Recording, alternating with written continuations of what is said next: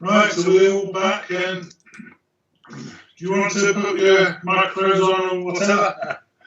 Are we waiting anyone? Anyone not here? Please shout. No music. No. You got it.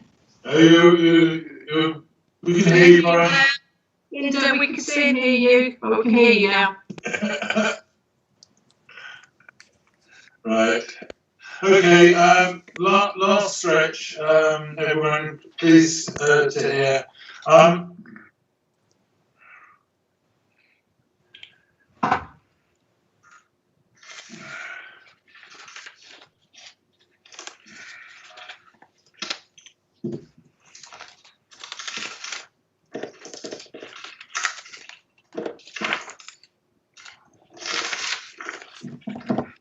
One of the basic condition tests is for me to assess whether the proposals in the neighbourhood plan have had regard to Secretary of State policy and advice. One of the important statements dealing with SUDS is its requirement that it only be sought on major schemes. And the reason is a balance between the need to address surface water and the requirements to be put on a business, i.e. the development process. Is it a case that the parish council is arguing that the flooding in situation is in San Tony is such that I should be departing from Secretary of State advice and requiring it on all applications? And is it all new building? Is it new housing? Is it in all parts of the parish, or is it only in those areas which are currently susceptible to surface water flooding that I should be seeking that? Can I bring Chris? Yes, sure.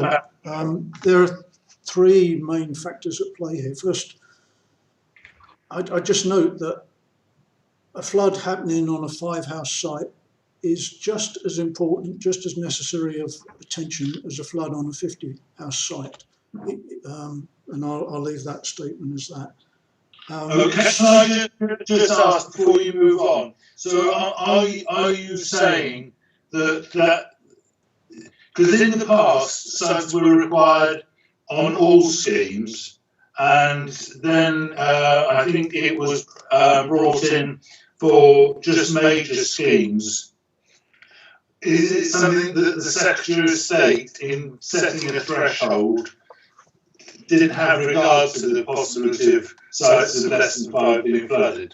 He will have had his own reasons for doing that, and I'm not going to speculate. But I would say we also have to conform to the local plan, and policy EMV 09 says quite clearly all new development will be through design and implementing SUDS principles. Yeah. So SUDS principles, okay. And the third factor here is, our lengthy ongoing consultations with Flood Authority and Anglian Water make it very clear that there is no practical alternate in San Tony and many other places around the country to SUDS schemes. And that's why their own SUDS manual and their own guidance promotes the use of SUDS.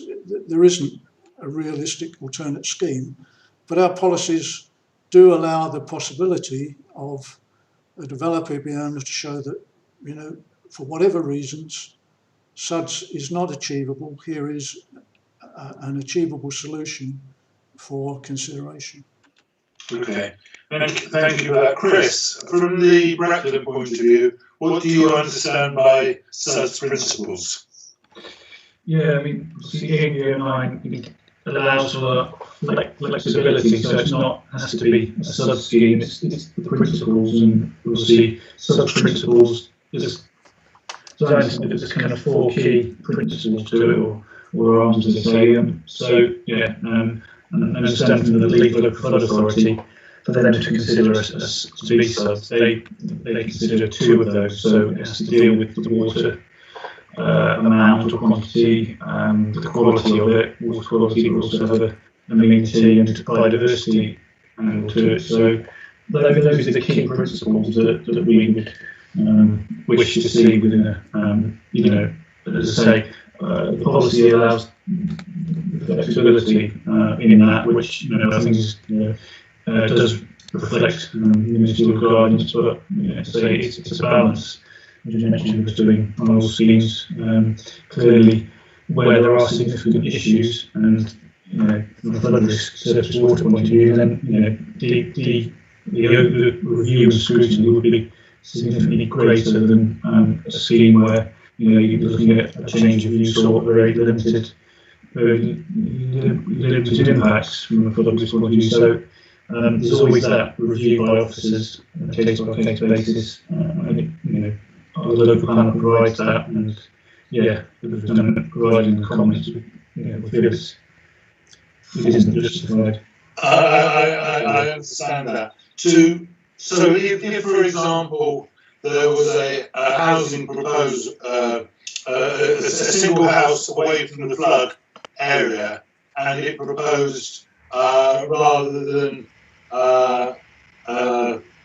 having the garden laid out as a garden, it was fully blacktop and with runoff. Would the issue of surface water be a material consideration in that case? I think my line broke up when you mentioned gardens. Okay, I'll ask the question again. Imagine there is a proposal for a single house on a plot away from areas of flooding, no flooding, but where they are proposing to blacktop the whole of the grounds and potentially creating additional runoff from what is there at the moment. Would the impact of that be a material consideration? Yeah, I think. Well, obviously, I think that wouldn't comply with the SUDS principle, which it says all new development shall consider. So and it would potentially increase risk elsewhere. So exactly, it would fail to comply. Okay, Chris, do you want to comment on that? Well, yeah, I agree with that, and just building on what the other Chris said about the 4 pillars of SUDS and the fact that 2 of them need to be satisfied to satisfy the lead local flood authority. And as I just wonder if we're playing with words a little bit here, because as the flood authority say, a piped scheme can only ever satisfy 1 pillar, so therefore it is not complying with the principles of SUDS. Yeah. Okay, question for Chris Hobson. When you get a surface water scheme in, who do your planning officers consult as to its adequacy? Do you have in-house people, or do you use the county or consultants, or how do you deal with those consultations? Well, I think we don't have in-house experts from a flood risk point of view in drainage, but we consult with the building control department, so they would have a review of the submission with respect to whether it meets different building regulations and just from a principles point of view. If it's a major development, if it's something that the lead local flood authority did request through the application, then we would be consulting with the lead local flood authority on the quality and the proposals within the. Okay. Are there actually building regulation requirements regarding surface water disposal? Well, I think they cover kind of. A lot of schemes we get are for single dwellings. They tend to go to soakaways in most instances from what I see, and there is regulations concerning those in terms of locations and is the criteria that they will not increase the runoff from the site, or is it that they're just making adequate provision to deal with their own drainage? Yeah, I think it's the second point. As I said, I'm not fully aware of regulations. And Chris, from the Parish Council's point of view, are you suggesting that actually the approval of those submissions should actually be a matter for the Anglian Water Authority and the county, even though the county is saying they only want to be consulted on schemes of more than 10?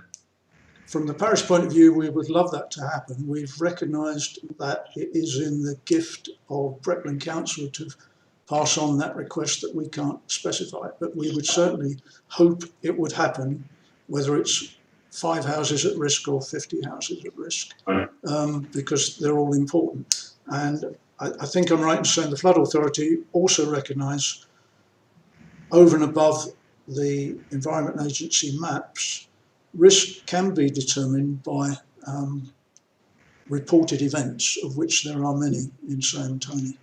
And where are these mapped? Is that where would... Well, you have to bear in mind... There was a surface water management plan. The county keeps records of reports made to it. And there is a weakness in that because, as I've found in conversation, many villages don't report events, either because they're, pardon the pun, knee-deep in the trauma of the flood, or B, they're worried about insurance or saleability of their properties. So only a percentage of reports are made, but the county keeps those records. So, and how would a prospective landowner identify whether they are in an area that is at risk of flooding? It's been subject to a flood. Are these maps published? I'd have to look at that later. But the essence is we would always ask them to consult with the necessary agencies, in that case the county, to establish that information.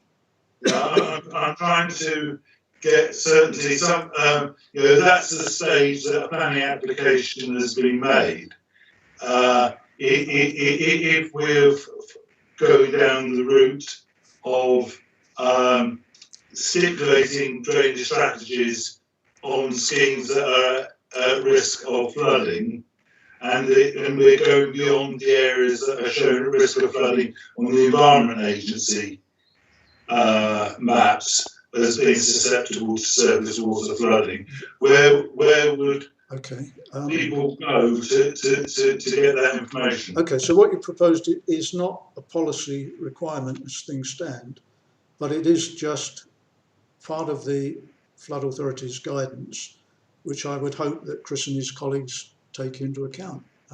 And so, if there's doubt, whether it be the applicant or the development management team, there I think should be some informal discussion with the Flood Authority.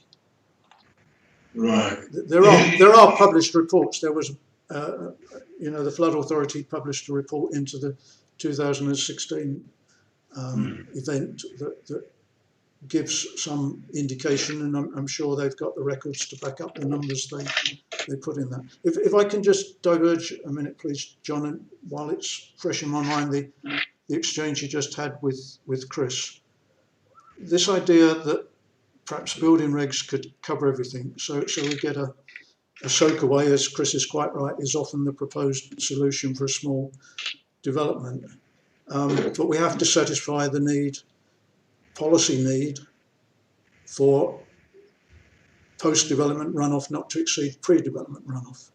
Now, if there are no details of the sizing of that soak away, there's no reasonable method to establish that runoff won't be greater than it was before development. So to me, that just reinforces our approach in our policies that these things need to be looked at during the application process. Under the building regs, is there and this might be a question that any of us might need to do some research. Is there a requirement that, as to the adequacy of the soakaway to achieve a particular outcome? Among the hundreds of documents I've read, I've only skimmed through the building regs, so I can't give you an answer on that. Chris, you do. Yeah, I can't recall off the top of my head. But I think there is some further detail on that. But I'm just conscious that when I've had building work done and we built a soakaway, building control came along and looked at that soakaway in terms of the adequacy of it for disposing of the rainwater from the roof that was created by the conservatory as it happened. I'm just wanting to pursue this question of where people would identify where there is a risk of flooding, because in the footnote to the paragraph in the MPPF, it talks about flood risk assessments in flood zones 2 and 3, and in zone 1 hectare or more, all land which may be subject to other sources of flooding, where development would introduce a more vulnerable use. And that, I guess, is, if we are talking about surface water flooding that is mapped by the Environment Agency, it's how would a person know they need to do a flood risk assessment for, in San Tony, if they're outside the EA maps, to know that they are covered by in locations where there were other flooding events? All I can say again is that they should refer to the relevant authority, the lead local authority. We don't require them specifically to make that consultation. We just would suggest it's very advisable to do it in the case of doubt. The plan on page 197 does include a sort of thumbnail map extracted from a flood authority report that highlights the areas that were reported in 2016. So it's an indication. And clearly that map also shows the main watercourses. Well, it's along the main watercourses that these problems happen. So if you're remote from any of those main watercourses, it's highly unlikely that you're going to find there's been a flood report in the past. So and that is, I am comforted by looking at maps that have been, in the document and on the EA maps, because there's clarity. If you're in those areas, you need to do a flood risk assessment and everything else. And the areas that were reported of flooding in 2016 are, I imagine, coincide with the information that is shown on the EA maps. It's whether the expectations cover other areas that people aren't going to know about. It's not in the public domain. Well, as I said, there'll be areas that aren't known about because nobody's ever reported them, because they have their reasons for. So how can we ask an applicant to provide a flood risk assessment if they don't know, if it hasn't been reported? We're not asking them to do that, but as part of their flood risk assessment, guided initially by this figure on page 197, if in doubt, surely it's common sense that they would pick up the phone and talk to the flood authority.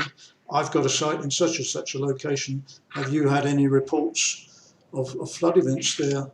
But again, I reiterate that if it's not on the main watercourse, personally, I wouldn't expect it to have been subject to a flood report in any case.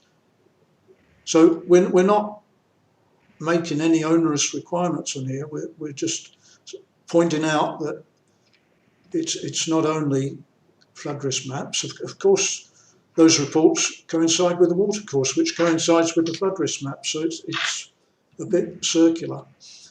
Okay. Right. But the point is, John, sorry, the point of the flood risk report is to highlight that events that go beyond, say, low or medium do happen in such, that looked back on would have been classified as high risk, but theoretically they were medium risk. Okay, that's fine. I think in terms of the information that you are suggesting needs to be required before a planning application is submitted, are you suggesting that infiltration tests need to be done in respect of any application? Yes. In specific areas? Yes. And does that need to be done at any particular time of the year? If, for example, I believe we refer to if you were to do it when there's a drought on, would it have a different result than, say, if at the moment I can see some standing water on my lawn at the moment? I'll just refer you to the policy 8C, where we refer to BRE Digest 365. I don't have that at my fingertips to tell you what it says, but we take it that if it's in accordance with those requirements, it's satisfactory. Right. So,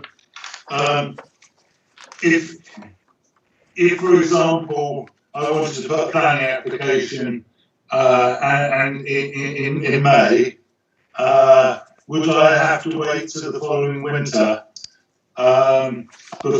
before being able to do an infiltration test? Do I have to wait till then? I doubt it. I can't see that would be the case. Right. Okay, I just wonder if it's connected to the level of groundwater, and that's the purpose of the test. Is in your area, if you've got high groundwater, if you do the test in August, in the middle of a drought, the water table is likely to be lower than if you were to do it in mid-January, for example. Yeah, I don't think any plan could reasonably ask a developer to wait 11 months or whatever it might be to gather the data. I can assure you, if it's in terms of doing bat surveys, they do require. Yes, bat surveys, I agree. Anyway, wanted to ask that question. In terms of planning practice guidance, local authorities are asked to be satisfied at the moment with the absence of a policy, well, a neighbourhood plan policy. The SUDs are going to be subject to ongoing maintenance and how that's going to be done. Is that information, Chris, that you asked for at the moment somewhere along the approval route, whether it be pre or post application? Currently, yeah, it is requested at some point through the application. So for major schemes, it is more of an important. It is asked for within the application in terms of the principles. But often it is part of the condition that ourselves. I want to come on to that at the moment. Is the practice at the moment that when a planning application is submitted, that you require to see the drainage drainage strategy and or drainage details, or is it something that you need to be satisfied that there's a technical solution and you then cover it by conditions? Can you tell us how it operates at the moment? Okay. Yeah, it would be the latter. I mean, from our point of view, as long as we've got enough information and detail to come to the conclusion that a drainage scheme, a suitable and appropriate drainage scheme, is achievable on site. So, in principle, it is achievable. We're not going to get to either a reserve matter stage or a condition, and it's not feasible at all. Then we would condition it. That's in line with general guidance and practice in terms of being proactive. I think that's reasonable. I think the key test is it achievable? Can you get an appropriate drainage scheme on site that meets all those tests? And it doesn't need to be a detailed, full, detailed scheme. I think it was said in our response. There's a lot of work and tests, a lot of information and collaboration between experts to get to that point. And we feel that's not reasonable at the application stage. It is once the applicant's got certainty, once they've got either a principle or some certainty on a commission, and in our view that's the purpose of a condition. You've got the kind of outline of all the principles of a drainage strategy.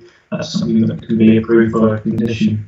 In my experience, particularly on the larger housing schemes, a developer will know from the outset whether they're likely to have a drainage strategy, and know whether, for example, if you're dealing with housing areas, that they'll put swales, storage ponds and such like as part of the landscaping scheme, and try and get away with calling it public open space as well, needless to say, and get double benefit. And in which case they will know, but sometimes you may get smaller developments where they will have to engage specialist consultants to do the design of it, which can cost many thousands of pounds. Chris? Yeah, again, there seems to be a concentration on major sites and forgetting about the smaller ones that come forward in SAM. But even on the major ones, I would say, I've looked at Watton, not because it's our parish, but because it's got more examples of major, and I mean, 100+ housing developments. And they've suffered similar problems. The local flood group reports on that regularly, where these details haven't been looked into in any depth until conditioning. It's then too late to refuse the application. Less attention is given to them at discharge of condition stage, and the end result is approved developments built out that themselves flood and add to flood risk elsewhere, and that is most clearly not the intention of NPPF or EMV 09, and yet it is what happens by the current practice, shall I call it. So, can I ask, are you suggesting that those details should have been, in the case of the developments at Watton, agreed at the application stage, in which case they could equally have been approved on the basis of the details that were subsequently built out and shown to be inadequate? Or are you suggesting that it was the difference that they should refuse it because the land shouldn't be developed? I'm suggesting... Or are you suggesting that they're just refuse it because they're putting in an inadequate drainage scheme, in which case could they not approve the principle of housing on that site, but refuse the adequacy of the drainage scheme? I'm suggesting that it would have been better perhaps to follow the guidance of the Flood Authority, the National SUDS Manual, the Anglian Water SUDS Manual, all of which recommend a wide range of drainage-related documents be submitted for review with applications at the various stages, and they break it down into what level of information and what types of information are needed at each stage. And I wouldn't wish to go beyond what they suggest. They're the experts in the field, but that clearly doesn't happen. Secondly, there's this wish for certainty, and i.e. a developer doesn't invest in time and money in researching the drainage system until later in the day. Well, that again, has not been shown to work in practice in our area. The cost expended is no more, no less. You've got to go through the same work. So it is only the fact that, as you said, the developer has a bit more certainty in undertaking that work. But I would argue, sorry, John, can I finish that? I would argue that the developer would have more certainty of achieving approval if he demonstrated compliance. Now, finally, the last thing about those approved developments I mentioned, yes, they were approved, but they were approved in the context of ENV09, which, as we've stated, in our opinion locally, does not go far enough. If Watton had a made no-go plan with policies similar to ours, I think the outcome may have been different for those developments. Okay. In terms of what you said, that the developer's going to have to bear the costs of the study and the design of the system, whatever happens. But if he goes to the costs of designing the first scheme and the scheme is being refused on countryside landscape grounds or grounds of impact on ecological designations or any other reasons where there's an element of doubt, then that is abortive expenditure, rather than if you do it as a post-approval, then the design, as long as you're the planners can be satisfied that the site can be satisfactorily designed to accommodate surface water drainage, then the actual design of that system can happen once it's got the certainty that the planning commission is granted, rather than going to all the expense of having to submit all this information and it's rejected on completely different grounds. This is not a big expense, in my opinion, for a small site, A.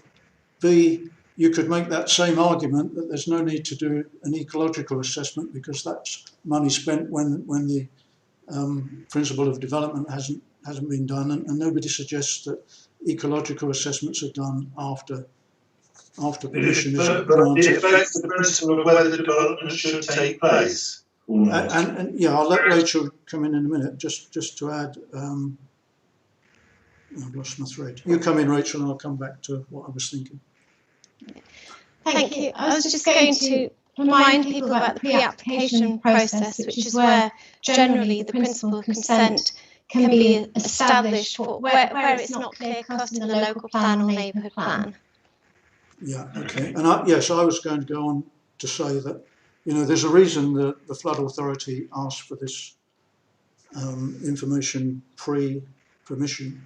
I'm not going to put words in their mouth as to those reasons, but they put it in writing, and they are the specialists in this field, so I feel they should be listened to. Okay.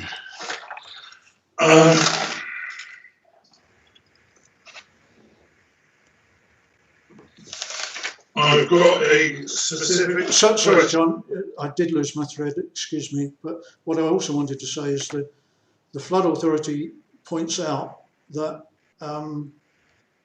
if a scheme is only looked into after permission, it may well be too late to implement the best or an appropriate scheme, because other aspects of the layouts will drive a particular drainage solution which may not have been the best solution.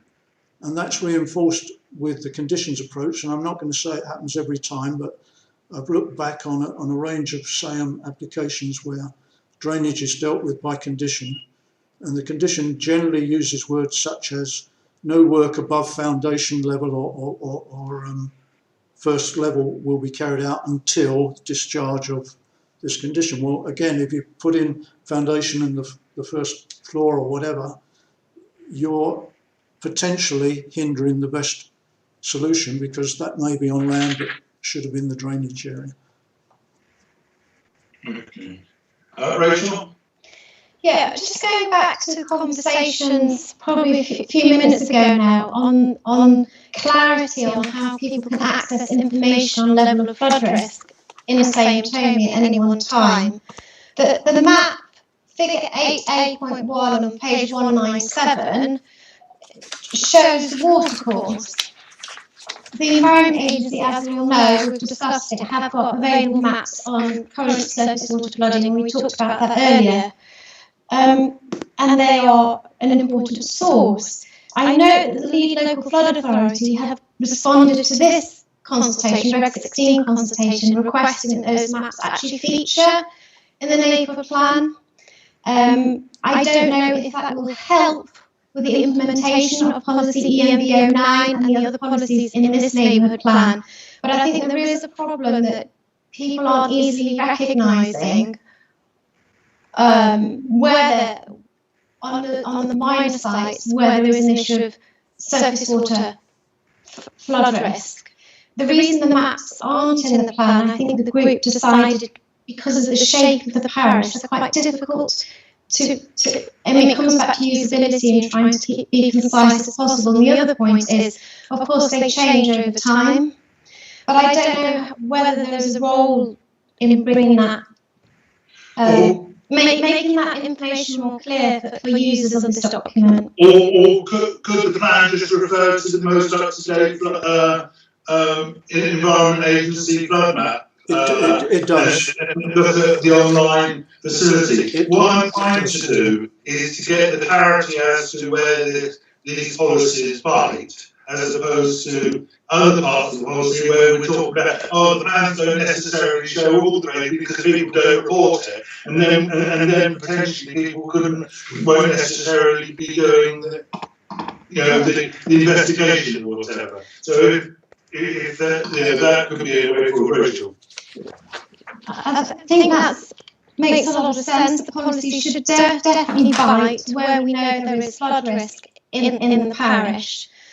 Coming back to the NPPF, I just want to highlight paragraph 65 says 165 says that major development proposals should all incorporate sustainable drainage systems.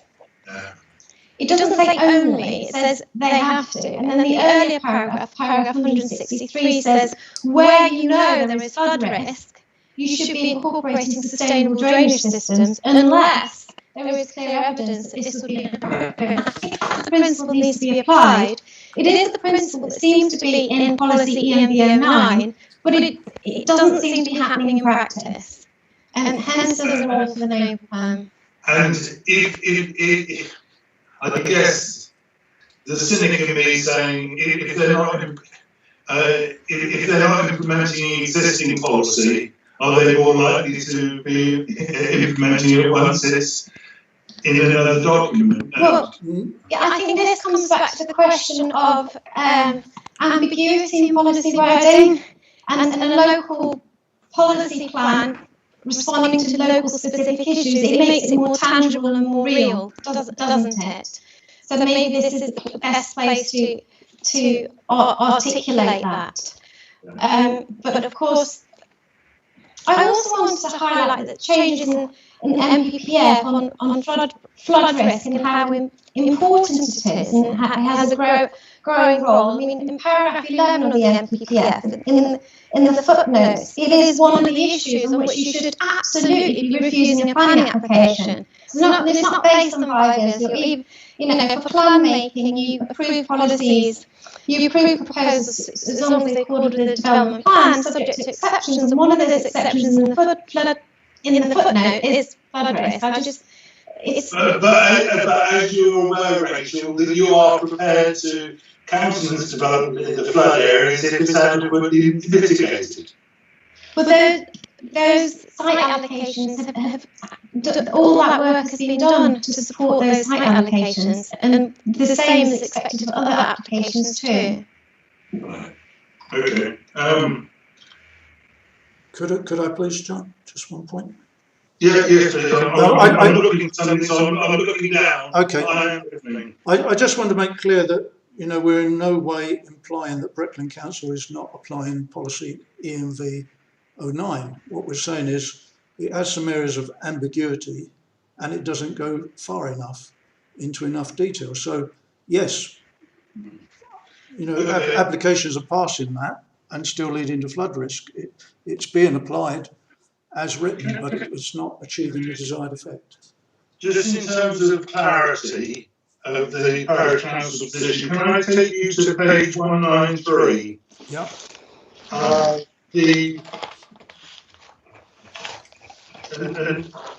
And this is talking about surface water drainage strategies.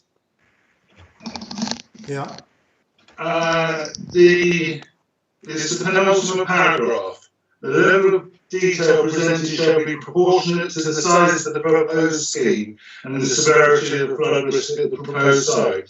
The strategy, including any necessary flood risk mitigation measures, should be agreed as a condition of the development before any work commences on site and implemented before new development is connected to the drainage scheme. We, in our lack of professionalism on planning, perhaps, or lack of being professionals, we don't and haven't used that word as a planning condition. We're using it in the more broad English sense of, yeah, because, you know, apart from our lack of understanding, you know, it was made clear and we reacted to representations that it's not for a neighbour plan to specify what planning conditions should be applied to an application. I think the importance is what stage the technical design is required, whether it can be done prior to the principle of the development being established, or whether it can be done by way of a planning condition. And clearly the significance of that, you know, reading that, you're suggesting that it should be agreed, no, you want a different word? Well, clearly if it's been misunderstood, a different word would be sensible. Yeah, okay. But, you know, I would say, John, as well, it's our opinion there is a place for conditions. I think what we're aiming to do is just shift the balance. So all the things that are of key importance are addressed before that permission is given. And the things that get into the real nitty-gritty, and I know we disagree with the council about what is nitty-gritty, are still dealt with by conditions later. We're just trying to shift the balance into early certainty. And it's understanding where we are on that spectrum. I think the planning authority, in accordance with the neighbour NPPF and the local plan policy, need to recognise that SUDs are put in where appropriate, that they're capable of addressing the level of risk and ensuring that it's not going to increase flooding elsewhere, and that the actual design of that scheme is dealt with by way of a post-approval condition, in the same way as the example I quoted earlier at the very start of today's hearing, a landscaping scheme. You wouldn't design how many cotoneasters per square metre you'd be planting. That would be done post planning, in the same way as if you were dealing with the specifications of a lighting scheme on a pitch where you want to have control over that. The number of lumens, the lights will be dealt with as a post approval. In terms of sound attenuation or whatever, they will be dealt with in terms of how you're going to deal with land contamination. Once you're satisfied that the method, the land can be decontaminated in a particular way, then the actual method of doing it is designed with a remediation strategy that is submitted to and is approved by the local planning authority, and there is mechanisms for appealing if that consent is refused or approved. And I think that really is the heart of the crux of the difference. And John, I would say we're not spelling it out in the way you've outlined.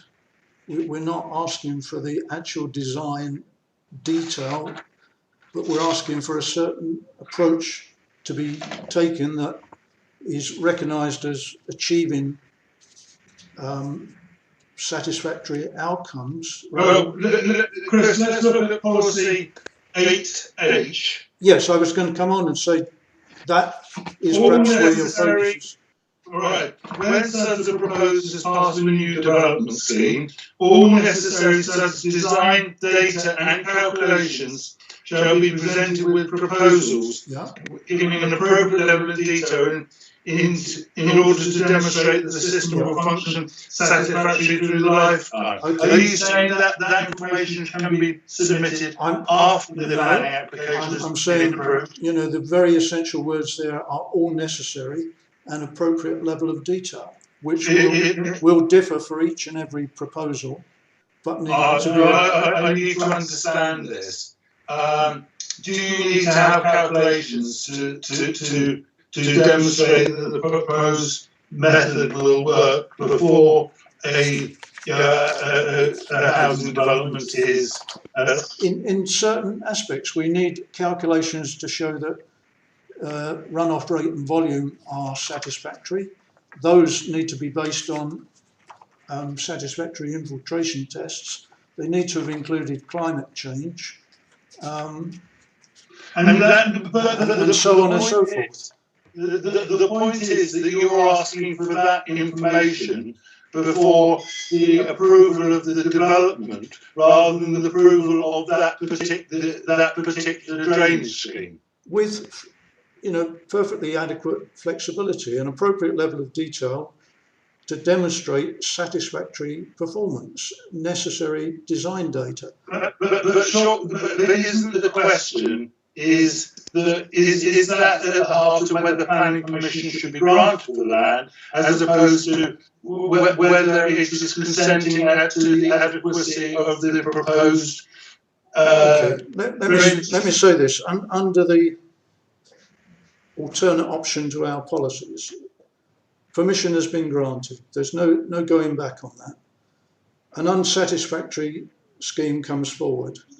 I know the theory is it will go the rounds and be worked until it is satisfactory, but that is absolutely not the practice and experience in Sayham Tony. And you know, especially on small sites, very, very, very flimsy information is given to discharge conditions. At the planning committee recently, Breckland Council's Director of Planning made a little presentation on conditions and their enforcement, and said they do not undertake any monitoring of conditions being met. They have no resources to enforce conditions. So things slip through. I'm not being immodest, but there's been recent applications that have gone through or been put forward as, in order to discharge the surface water drainage condition, a suitable soakaway will be placed in the rear garden. Now, unless Sayham Tony Neighbour Plan Group had commented on that, I don't believe anything more would have been forthcoming. And it's not my role or the parish council's role to be the final backstop that something is satisfactory. That's the role of policies. These policies still. Let me ask this: if you're going to discharge a condition but you haven't got a policy, against what criteria are you going to discharge that condition? There are none. You're discharging it against ENV 09, which doesn't cut the mustard, I'm sorry to say, in that respect. Thank you for that.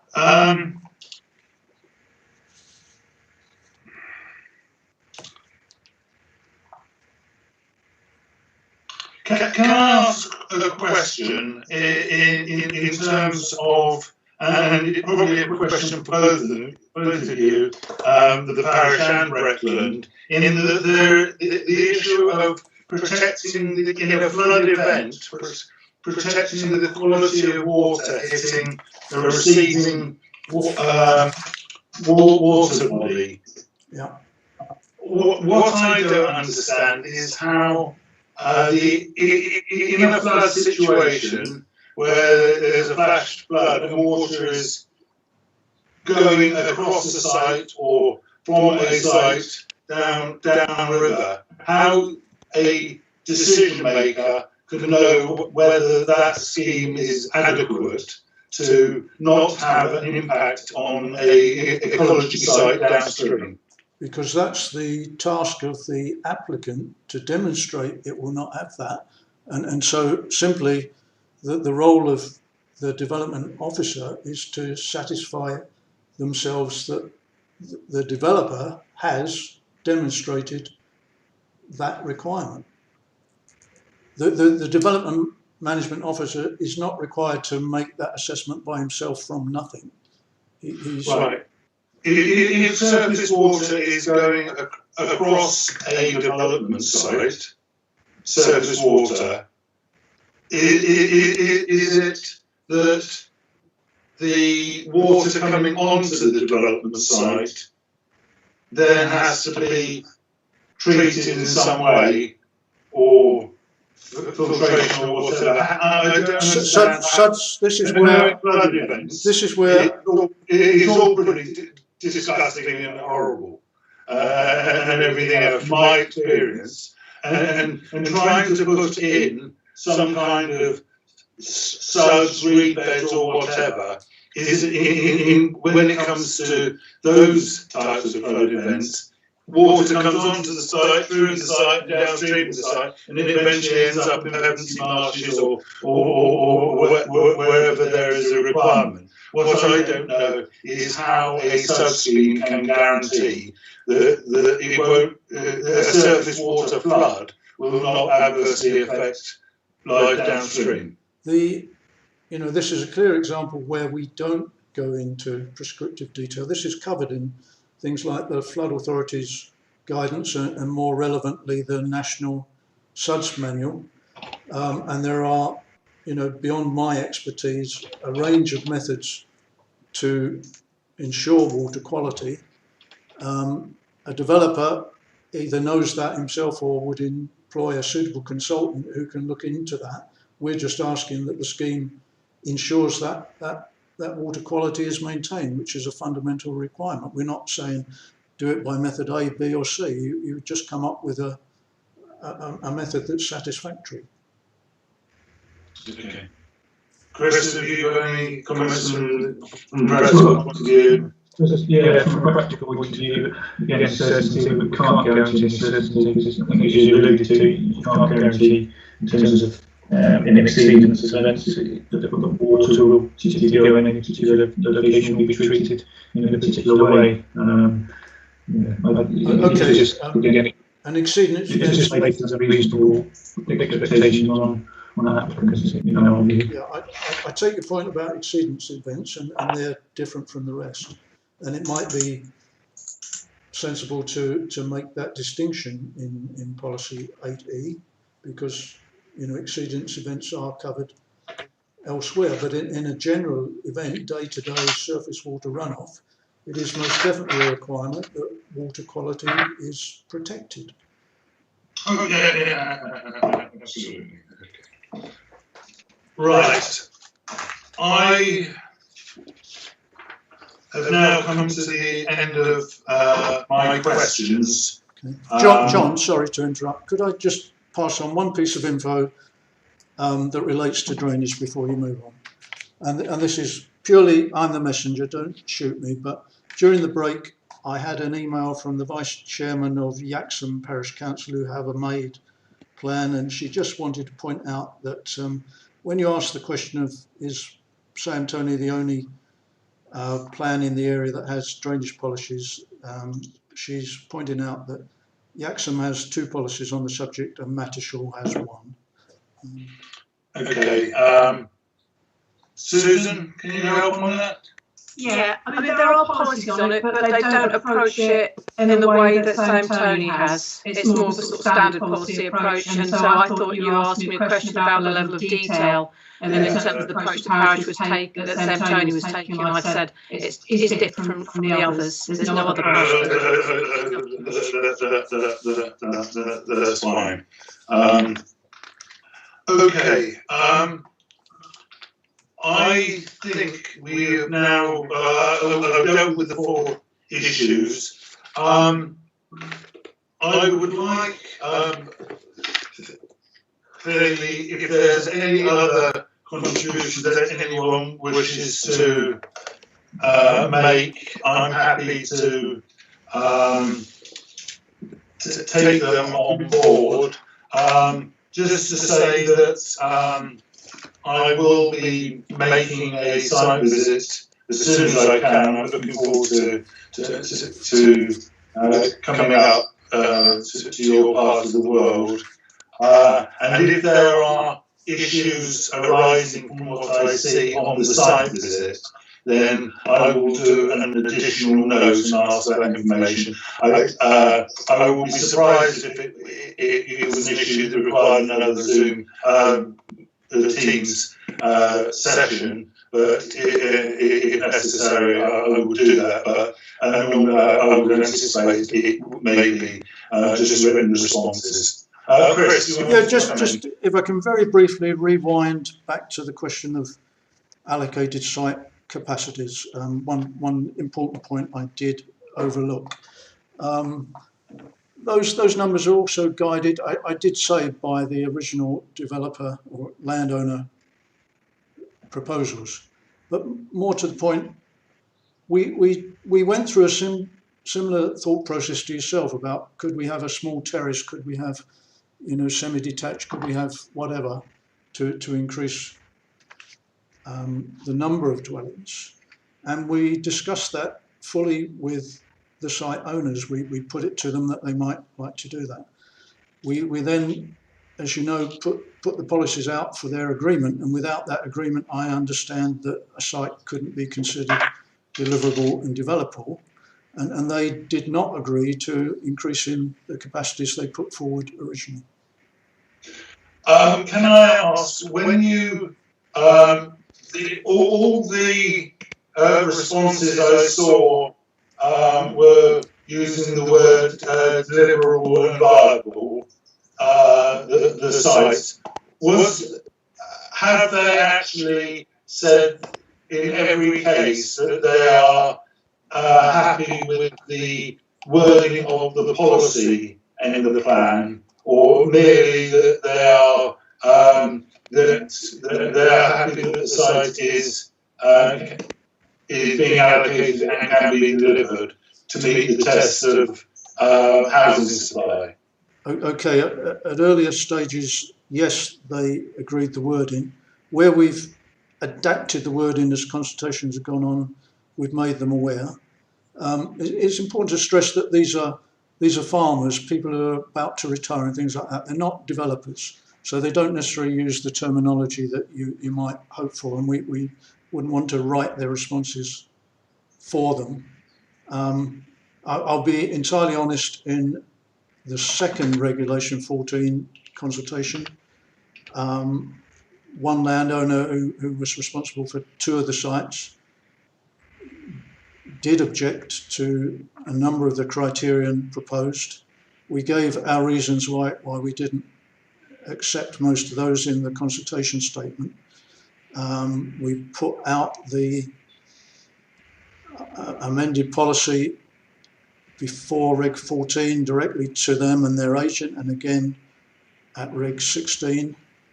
You know, I know it's maybe not as strong as written statement. I agree with the policies, but there's the old saying that silence implies assent. They had the chance to make representations at those 2 later consultations and didn't do, and those cases particularly did have the services of a development agent, so they had professional help and would have taken that into account when responding that the site was deliverable, available, or whatever wording they chose to use. But in all other cases, you know, it was a very cooperative process with each landowner. They all at each stages have made their suggestions. We've adapted policies and they've come out of it being happy with the wording. Now, if it would help that we write to them and ask them, I would ask that you ask the question that we should ask, so you get an answer. I'm not necessarily suggesting that is information. I was just seeking to clarify, because when I asked the question before about the landowners, the answer came back in the form that it was asked. Yes. And they've done that, and that's fine. I just wanted to understand that. Okay. Any other contributions? In which case, we've been. I think we've had a good session. And I'd like to thank you all for your time and patience with me. And I've got a lot from today, and it's helped give a context. And I think you can read the document and there's a lot to read in this this plan. And it will, but it's useful to actually hear the arguments articulated.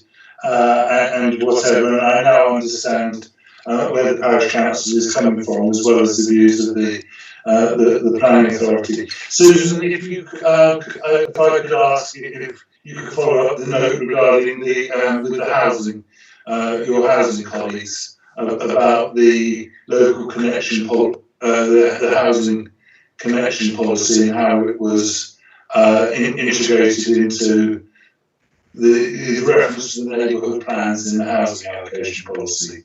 If I can have a copy of that. Yeah, and could you just pick me a sort of a question to ask so I get the focus right? Yeah. I'll do that. Okay, if there's nothing else anyone wants to offer, then I will formally thank you and declare that the hearing is now closed.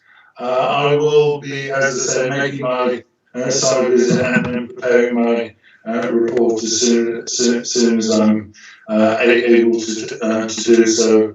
And thank you for your time.